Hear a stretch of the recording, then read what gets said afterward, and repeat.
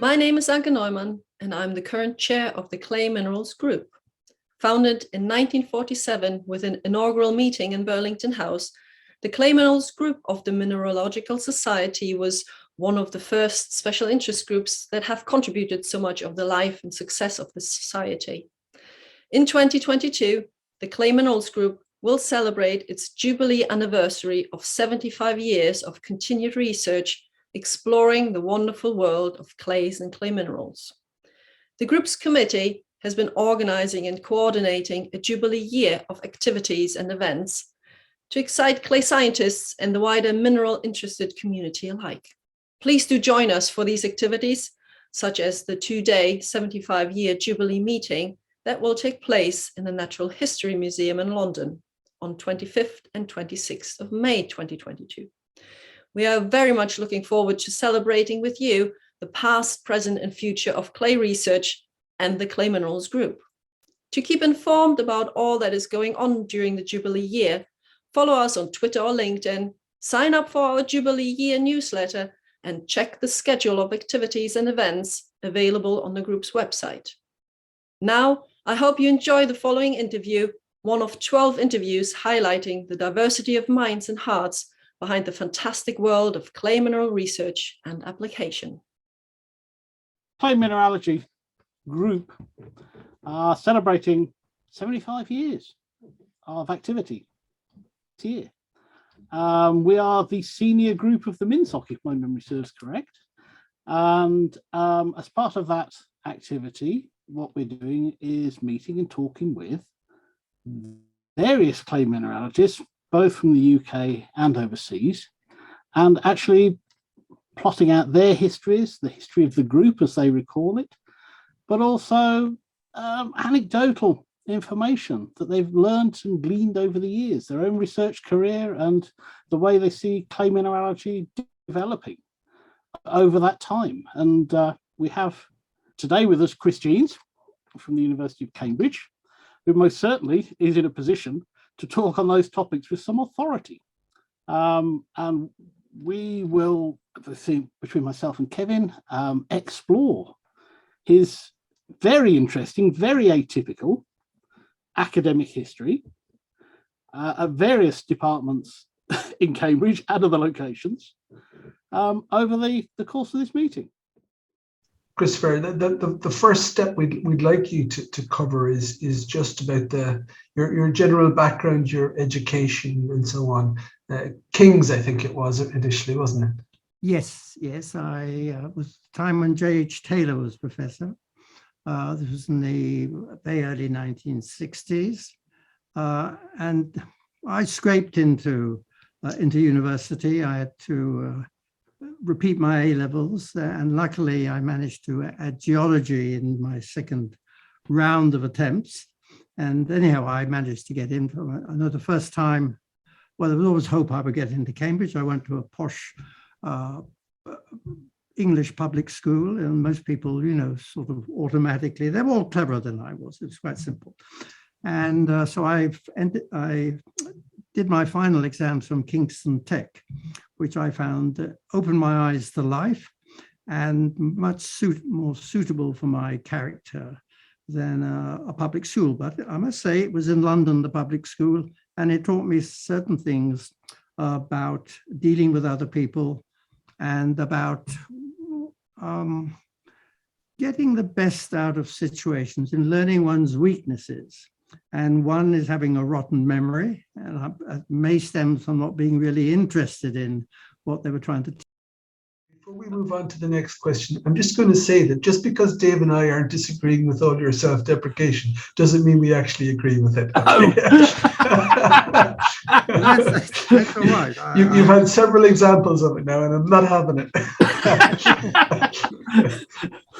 They'll be getting edited later. I mean, one of the things I've learned in life that it's better to promote an appearance that makes other people underestimate you. Clays. What got you into clays? Why did you become, over time, a clay scientist? Well, Because we see from the stratigraphy you gave us that you started off in hard rocks. Well, yes, maybe there were some major arrows going through my life. I was brought up on the chalk, and I would say that was the clay grade rock, and it's never left me.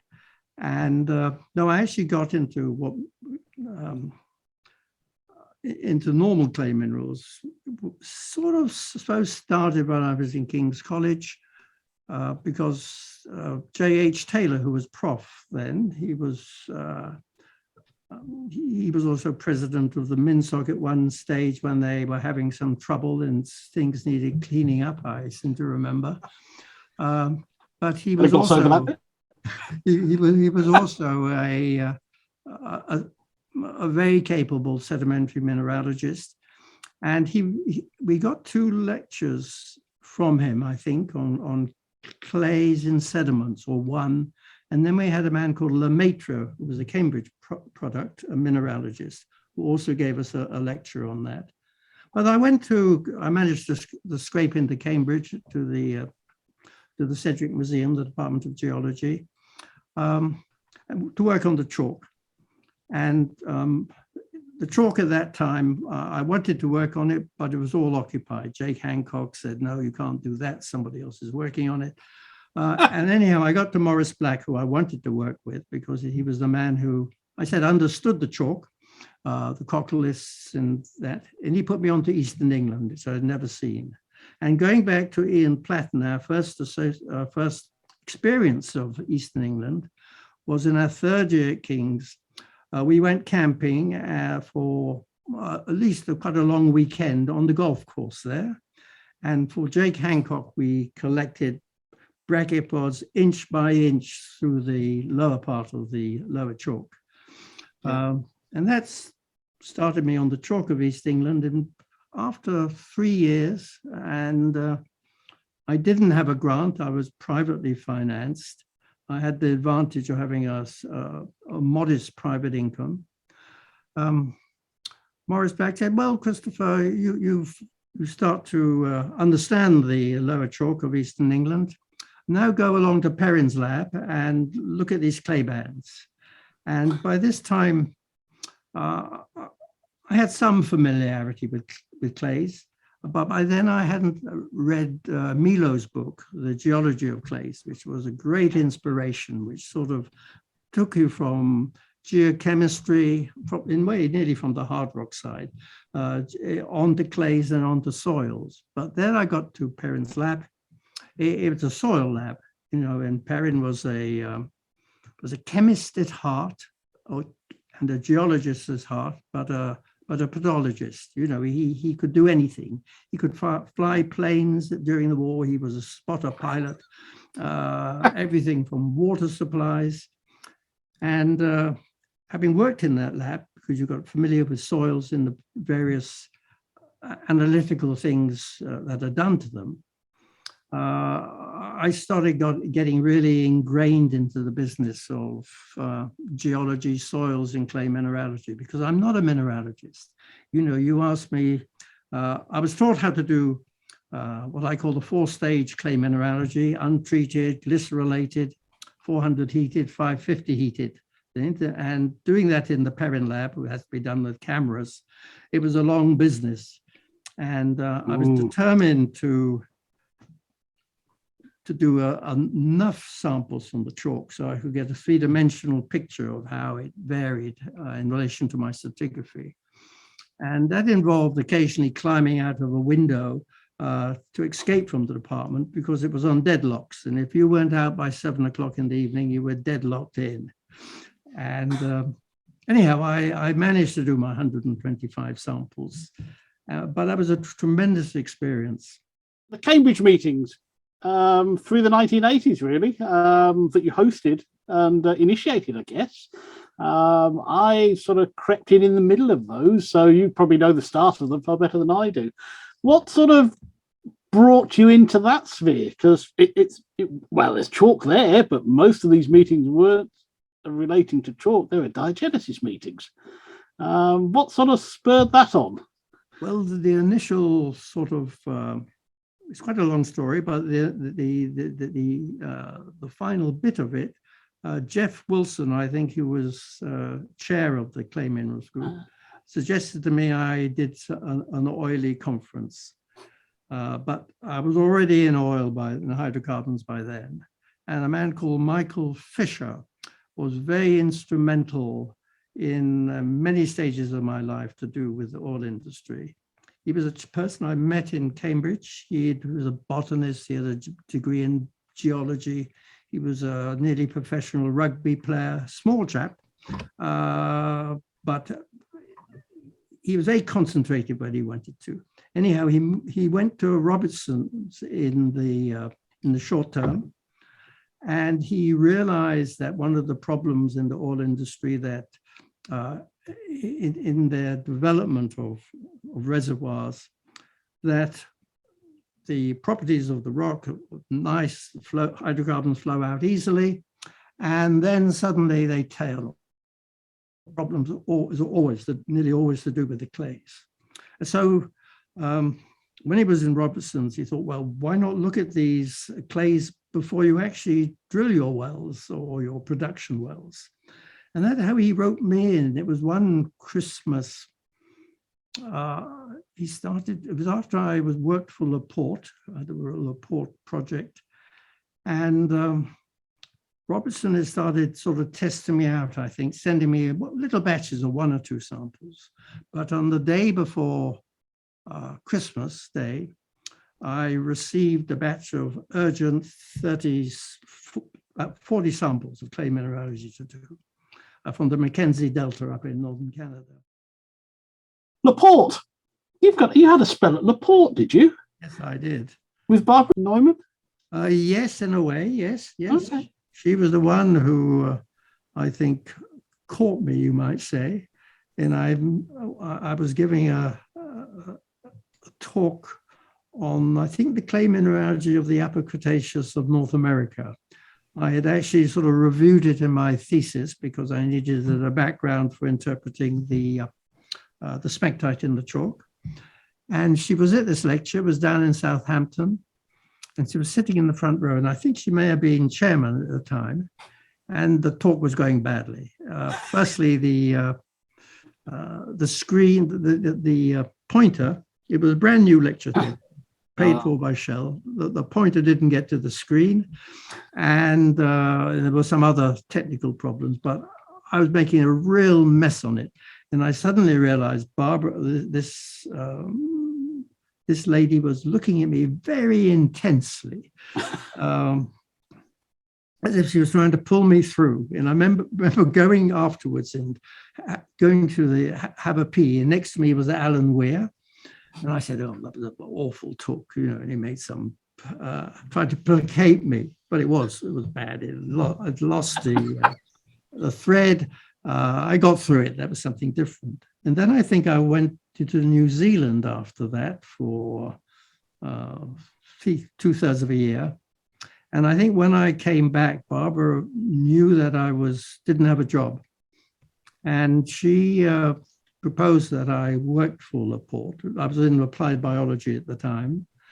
And they provided money for a year and a half, enough for an assistant and myself. And that was tremendous, because I worked down in Red Hill. Yep. Using their pilot plant that you could have, dealing with large bulk samples of the Fuller's Earth and be able to extract the minerals from it. No, it was a tremendous time. Christopher, back to Barbara Neumann for a moment. I should say at this point, for the purposes of people who might be watching this, I think it's probably at least partly due to your connection with her that we now have a medal named after her in the society, the senior medal of the society. Your connection and several times pointing out her importance in the subject, in the science, that prompted us to consider her when we were looking for a new name for the medal, essentially, and when we decided to move on from the previous one. So as we learned more about her, of course, it became a really obvious point that we should have a medal named after that woman. She was amazing. But But of course, until you find out the detail, the name is just another name in the journal or in the list, So And so I was very pleased, there was some minor role I played in that, because what should I say, you could sense her originality and her modesty. No, she was a lovely lady, and I'm glad it worked out. It's something I'm pleased with myself. Going on to the forensic side of life, you moved slightly, I suppose. You took an interest then in forensic work. I don't know how this came about, whether you were approached to offer opinion or whether you sort of stepped forward from the limelight and decided you could have a go directly. No, it all came through. I was back in the sciences. They'd invited me back after applied biology being closed down. I was invited back before. Oxborough was trying to bring everything together. Oxborough was a tremendous man in dealing with departments and people and trying to get a structure there. And I said, no, these applied biology are being loyal to me. I want to wait until the boat sinks. And the other thing, when the boat sinks, there's a lot of flotsam, and a lot of that flotsam is very useful. Yes, yes. Particularly a department that's 120 years old. Yes. Anyhow, I moved over. To there, and after they thought I was going to bring vast amounts of oil money. They didn't realize that all the oil money I earned came from hard work. There wasn't these big parts they were probably dreaming of. Anyhow, when I was getting pretty desperate, the oil business was service work had dropped away. Occidental had left. BNOC was Brit Oil, was really no longer there.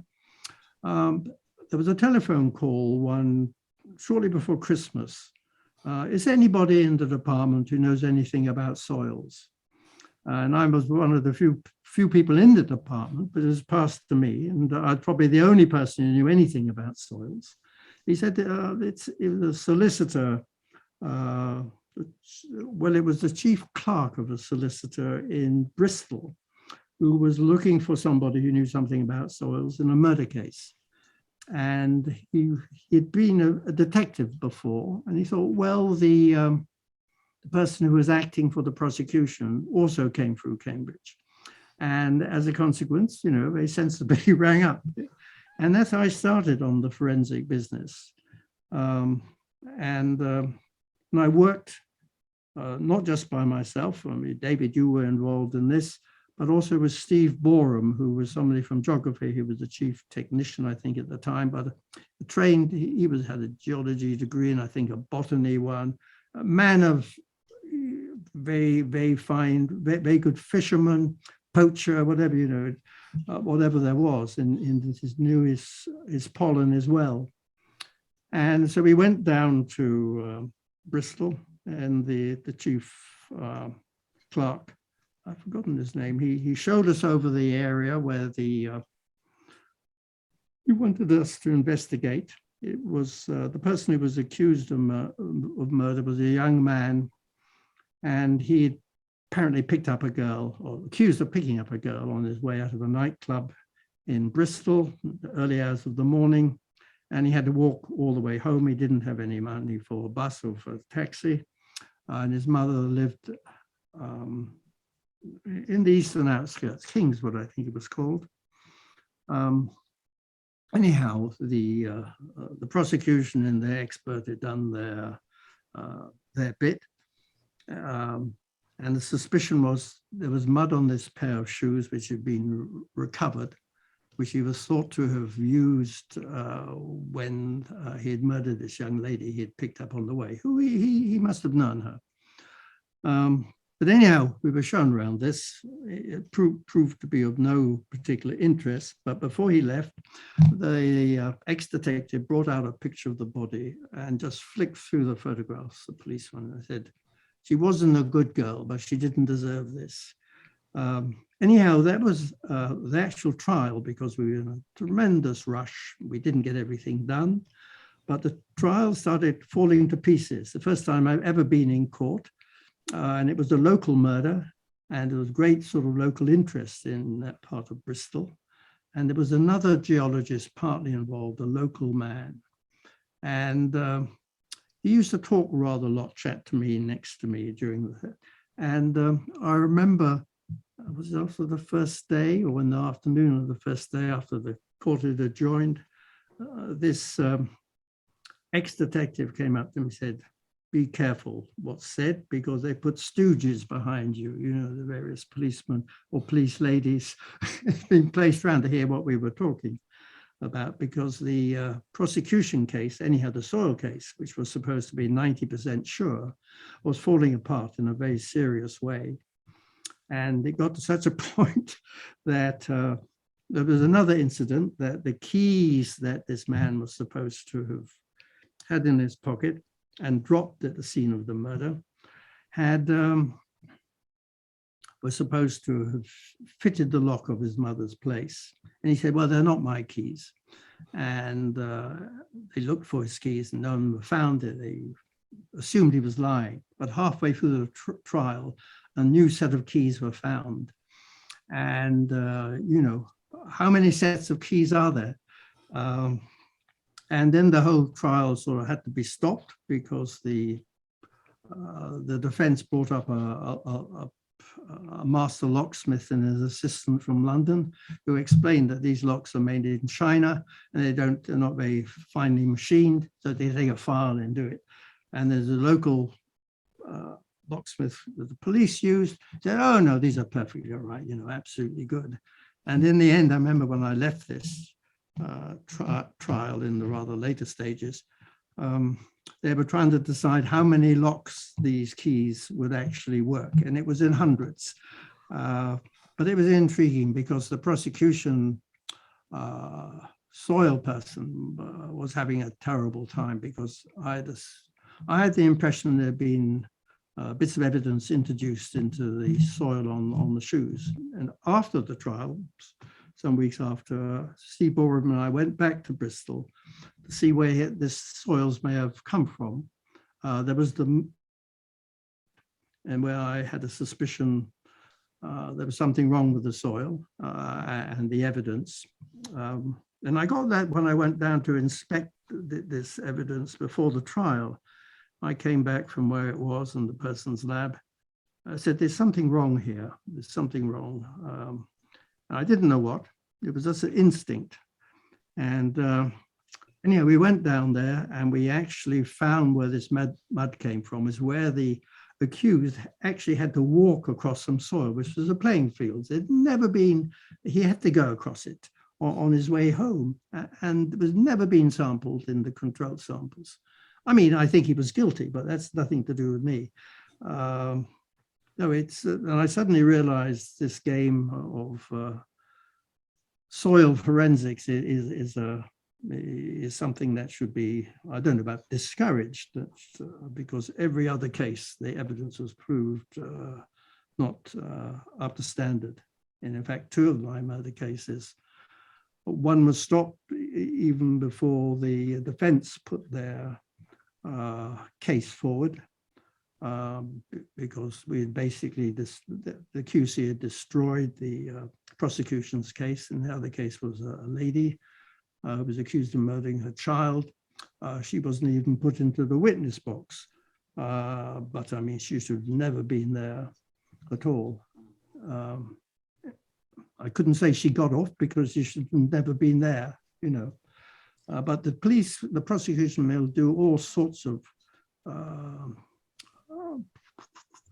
what shall I say, very unethical things. I mean, I remember this one where when this mother was accused of drowning this child, I was working with a team of 8 people. There was Steve Borum, who's always because he knows the pollen, you can work out the time of the year, what should be around, and it was in the Midlands. I was working with somebody else, you know, David, Sally Gibson, because in this pond where this child was supposed to have drowned, there was a lot of ultra basic gravel. It was a big estate up in the Midlands, and they obviously were partly involved in the stone business. And we were trying to match what was in the lungs of the child with what was pond. I think we had a diatom specialist. Through geography, I came across a doctor who specialized in children's lungs. So the child was 2.5 years, so you knew the volume of the lung at that time, how much water could be in it. It was a fascinating thing. And the thing was that, well, again, the same for a prosecution expert was involved as in my first case. And it was appalling. It was appalling. That's all I can say. I quite often lecture to forensic scientists these days about clay mineralogy, and I make many of these points that it's usually a lot more complicated than you think. Yes. And if you don't, really follow these things up, I mean, maybe I can deposit my reports just out of interest, because as you said, you've been involved, I think, in nearly all of them. Most of them, yeah. Because when I deal with a sediment or soil, we split it up into all the different fractions, size fractions, and we look at the mineralogy and chemistry of each fraction. And that's the only way you can compare soils. But it's getting the cost, isn't it? For a lot of these cases, it's actually the cost of gathering the evidence and the caps that are put on that. Yeah. Which are absolutely ridiculous. We all look at the literature these days, clay minerals and the other journals, and there's been a distinct shift away from the fundamentals. And we're much more now in applied science than we've ever been, I think. I'd be interested in your view of that. I presume that people like you still think there are many questions about the fundamentals still to be answered, and if there are, what are they?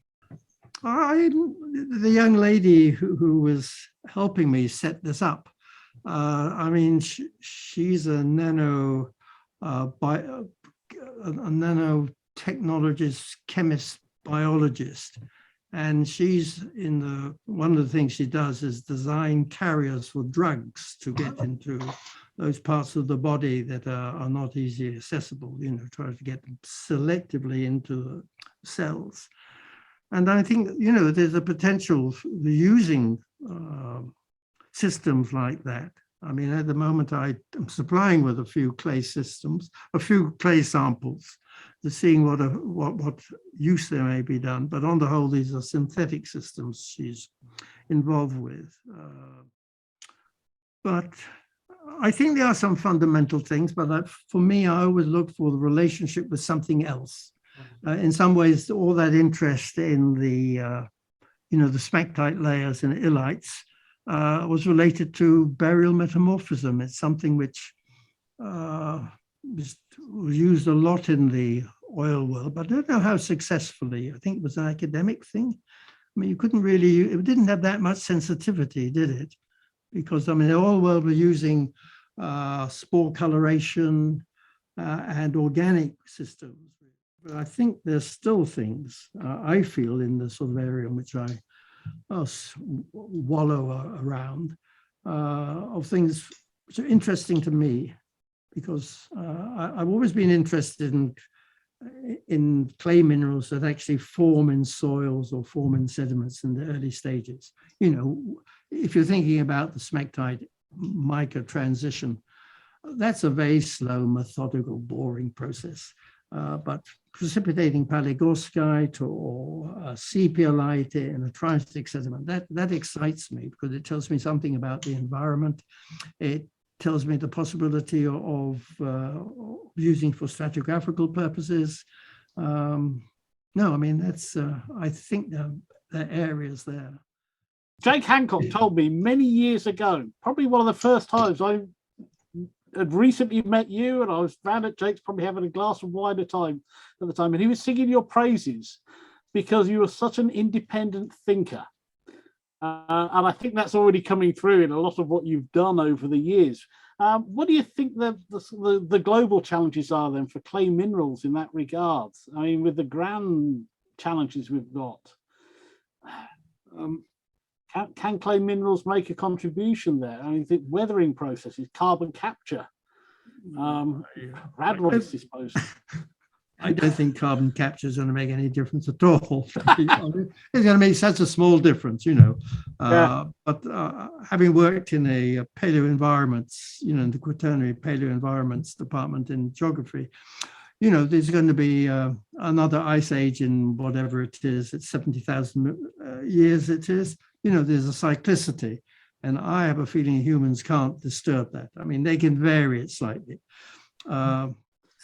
Say because most satisfaction, I think, came from getting that clay stratigraphy book, because it was involved a lot of people. And it was sort of natural progression somehow from the port with my own interests, and then through my contacts in the oil industry, getting those clay diagenesis meetings. And then combining, because, you know, Michael Fisher came back, he's always there in the background because he's always, I think he was very well known in the oil industry, but he always kept in the sort of background. He was a man, I'm told, one of the people who he used to work with in Robertson's. He was the best boss you could have. He would actually chase his boss down the corridor and say, "Get out." You know,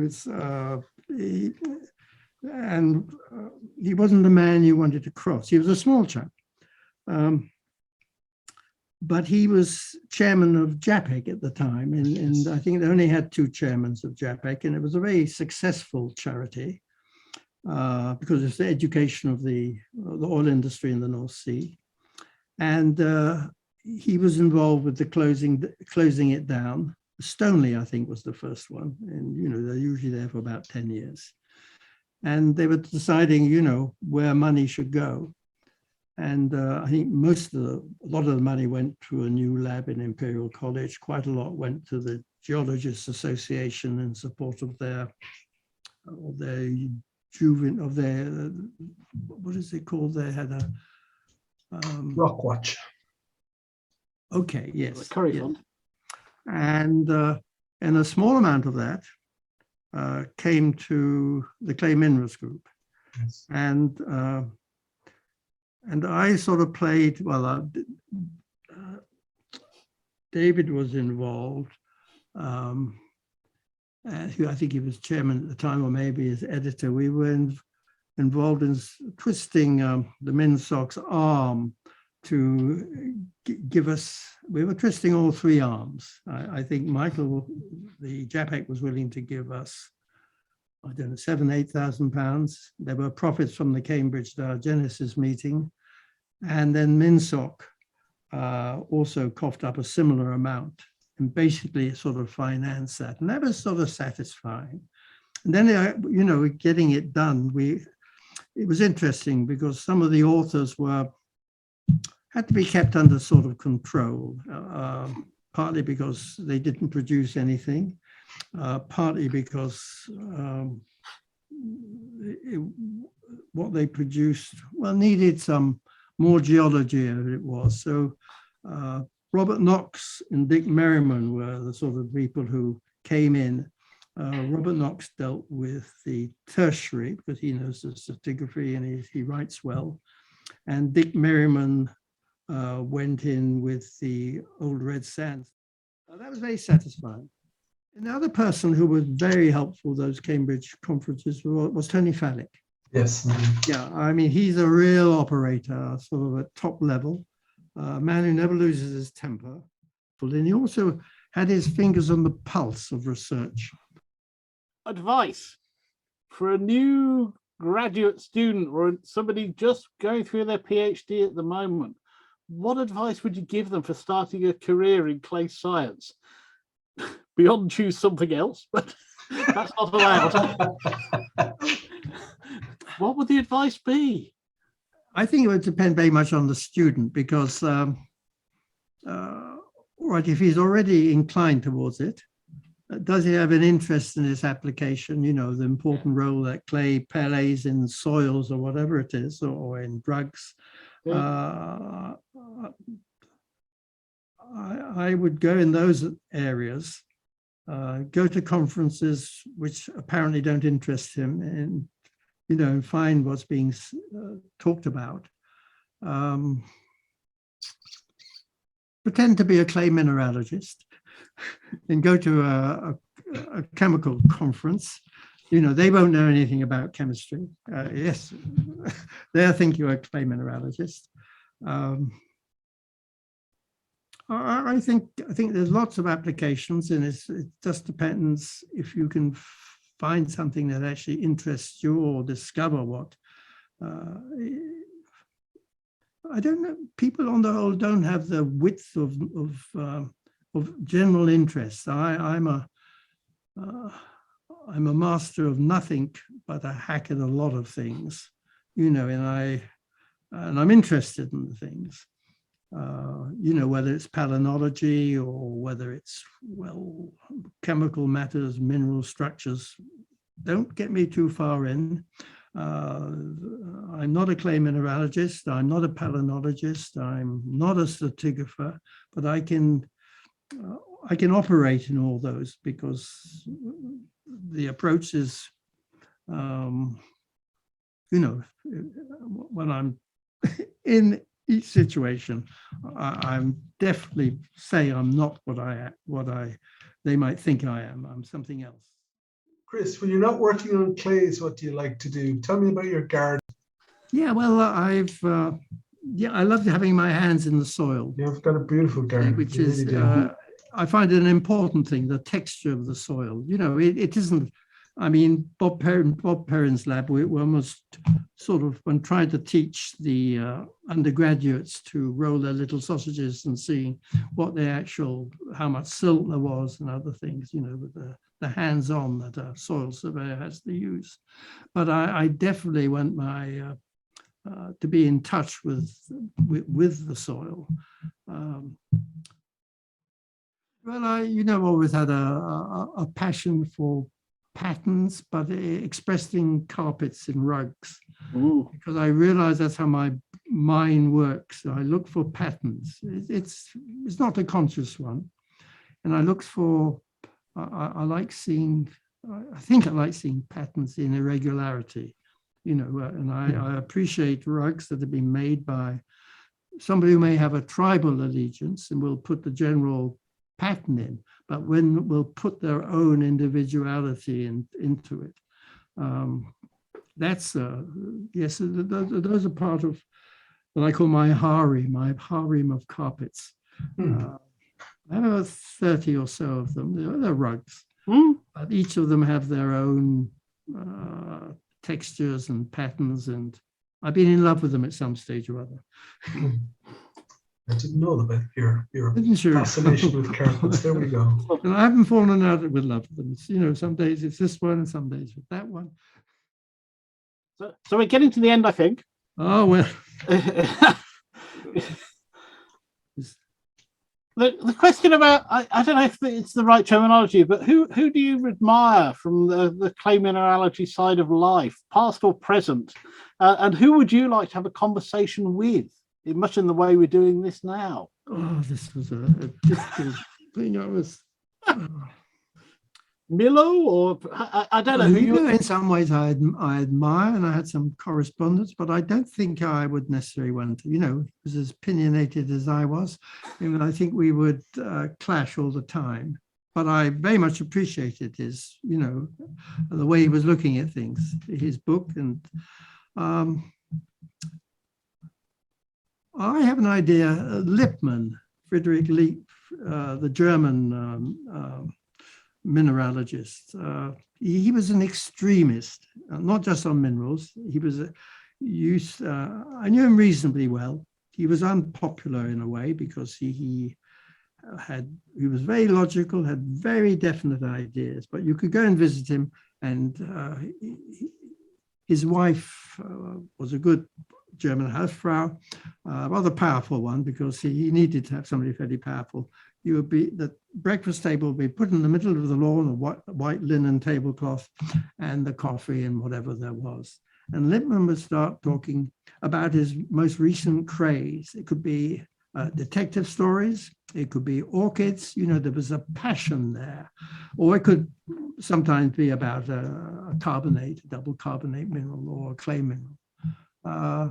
I mean, he's the person who came to mind in a way. I mean, a lot of clay mineralogy, a number of clay mineralogists I like a lot. Jeff Wilson, or all the Macaulay lot, and the Rothamsteds. I didn't know them so well. I think it's time that we pulled the curtains closed, so to speak, and come to the end of this. You can scrap it all. Well, if I can find a few minutes here and there, I'll put them together. How's that? I just wanted to say before we do switch the video off, at least, that the Society made an award of its Collins Medal to you a few years ago, and yeah. I thought it was incredibly well deserved. It's a small thing, given all of your contribution to the science and to the society over, I don't know how many decades, probably into the 6th decade at this stage, I'm guessing. But I was personally delighted that to see you on the stage, getting your hand on a bit of silver. It's very, very well deserved. And thank you for everything that you've done. I mean, there's more to come. I'm not saying that it's all finished, but a thank you. And I'm glad that we're able to celebrate our 75th birthday with you in this way. Yeah. Well, thank you very much indeed. Praise I don't think I deserve, but I enjoyed very much, working and fighting with the society.